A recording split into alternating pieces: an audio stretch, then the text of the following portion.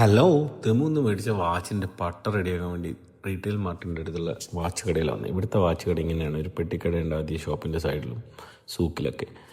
ഇയാളൊരു ബംഗാളിയാണ്. ഇയാൾ നല്ലൊരു വൃത്തിയിൽ റെഡിയാക്കി തന്ന ഇയാളെ ഷോപ്പ് അപ്പോൾ കുറച്ച് ടൈറ്റായി. അപ്പോൾ എന്നാലും കുഴപ്പമില്ല, പൈസ കൊടുക്കാൻ നോക്കുമ്പോൾ പൈസ ഇല്ല. ഞാൻ പറഞ്ഞു പിന്നെ വന്ന് മേടിക്കും. അപ്പോൾ അയാൾ പറഞ്ഞു വേണ്ട, ഹാത്തൊക്കെ കാമല്ലേ, പൈസ പിന്നെ തന്നേക്ക്, കാർഡ് ഇവിടെ എടുക്കില്ല.